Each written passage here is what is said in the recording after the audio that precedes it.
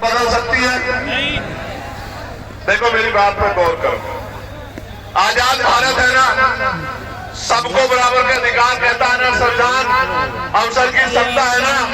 मेरी माँ यहाँ बैठी है, मेरी माँ हाथ उठा के बता दे अगर जिन माओं ने हवाई जहाज का सफर किया हो, जरा एक बार हाथ उठा के मुझे दिखा दे। क्यों क्या मेरी माँ को हवाई जहाज का सफर करने के लिए अवसर नहीं मिलना चाहिए क्या? क्यों नहीं मिल रहा? आपको पता है ये हवाई जहाज, ये हेलीकॉप्टर, ये अमीरों के जेब का सामान है, गरीबों के जेब का। खड़े हो यार, समय बदलेगा। मेरी बात को याद रखना, जो आज तक ट्रेन के डब्बे में नहीं चढ़ी एसी वाले में, उस अपनी माँ को, बहन को हेलीकॉप्टर हवाई जहाज में बिठाने का, उसको सम्मान दिलाने का काम उनके बच्चे करेंगे। मेरी बात को अभी, लेकिन मैं पहली बार नौजवानों से कर रहा था, मैं नौजवानों से पूछना चाहता हूँ, जब धीरे धीरे आरक्षण खत्म हो जाएगा, सरकारी नौकरियां खत्म हो जाएगी, तो आरक्षण सुविधा खत्म हो जाएगा, तो इस देश में जहां इतनी गैर बराबरी जाति धर्म के नाम पे, तो आप गरीबों को कुर्सी पे कौन बैठने देगा? इसलिए मैं पार्लियामेंट में बिल लेके आया कि निजी क्षेत्रों में आरक्षण व्यवस्था लागू होनी चाहिए। आप बताओ होनी चाहिए नहीं होनी चाहिए? बताओ होनी चाहिए नहीं होनी चाहिए? तो अगर आप मानते होनी चाहिए तो आप जनवरी के बाद तैयार हो जाना। हम लोग निजी क्षेत्रों में SC ST OBC के लोगों को आरक्षण मिले, इसके लिए हम लोग पूरे प्रदेश में यात्रा करने का काम करेंगे। तैयार होने, तैयार हो जाओ। और सुनो, जितना बैकलॉग बाकी है उसको हम लोग भरवाने का काम करेंगे। मेरी बात को आप याद रखना। जब राजकाज बनेगा, बड़े बड़े हाईवे बनते हैं, बड़े बड़े मॉल बनते हैं, जमीन अधिग्रहण की जाती है, मैं आपको विश्वास दिला के कहना चाहता हूं, जैसे आज की सरकार ने बिहार में 1 रुपया लीज पे 100 साल के लिए 1 एकड़ जमीन और हजारों एकड़ जमीन अडानी साहब को देने का काम किया है, तो मेरे अडानी तो आप ही हो। मैं आपको विश्वास दिलाता हूं, राजकाज बनेगा, जिस गरीब पे जमीन नहीं है उसको हम लोग अखबार करके जमीन दिलाने का काम करेंगे। मेरी बात को आप याद रखें। हर परिवार को रोजगार से जोड़ने का काम करेंगे।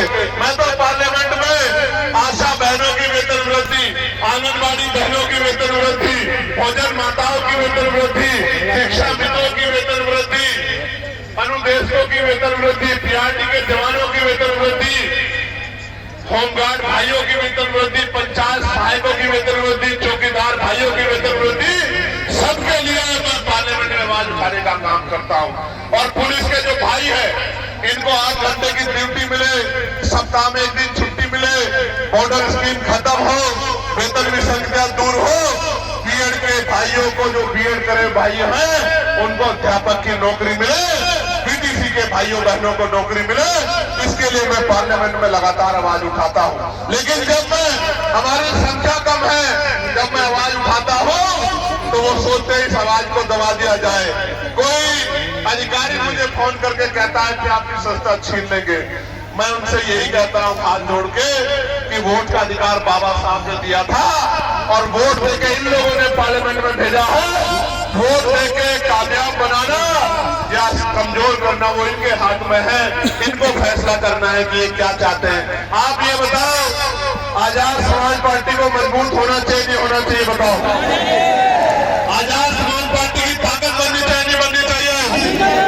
देखो आज किस तरह के दिन आ गए हैं कि मध्य प्रदेश में संविधान निर्माता बाबा साहब अम्बेडकर का पुतला जलाया जा रहा है। क्या ये तकलीफ दे है या नहीं है? बताओ, क्या हमारे सीने में आग लगनी चाहिए नहीं लगनी चाहिए? मैंने सरकार को चैलेंज किया है कि अगर 72 घंटे में उन पे अपराधियों में कार्रवाई नहीं हुई तो मैं पैदल ही ग्वालियर के लिए निकलूंगा और किसी कीमत पे पीछे हटने वाला नहीं हूं, क्योंकि हम अपने महापुरुषों का अपमान किसी भी कीमत पर नहीं सहेंगे। प्यारे साथियों, लड़ाई गंभीर है, समय कम है, काम ज्यादा है, नौजवानों की तरफ देश देख रहा है। एक वो लड़ाई थी जो आजादी का संघर्ष था, जो सरदार भगत सिंह जी ने, पंडित चंद्रशेखर आजाद जी ने, सुखदेव जी ने, तमाम हमारे क्रांतिकारियों ने लड़ने का काम किया। और एक और तीसरी आजादी का संघर्ष, अधिकारों का संघर्ष, अपनी मार में आजाद समाज पार्टी के नेतृत्व में शुरू होने वाला है।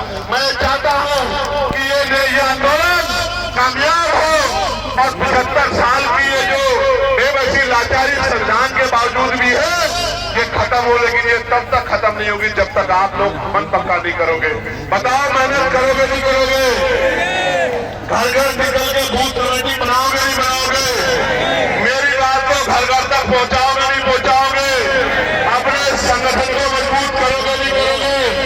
अपने झंडे डंडे को घर तक पहुंचाओगे नहीं पहुंचाओगे? भाईचारा बनाए बगैर हम लोग कामयाब नहीं हो सकते, इस बात को आप समझो।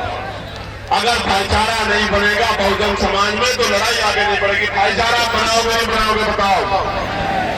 मेरी बात में गौर करो मेरे नौजवान साथियों। हमारी माए हमारा पेट पालने के लिए तमाम तरह के प्रयास करती है। कोई फैक्ट्री में काम करती है, कोई घर की सफाई करती है, कोई खेत में काम करती है।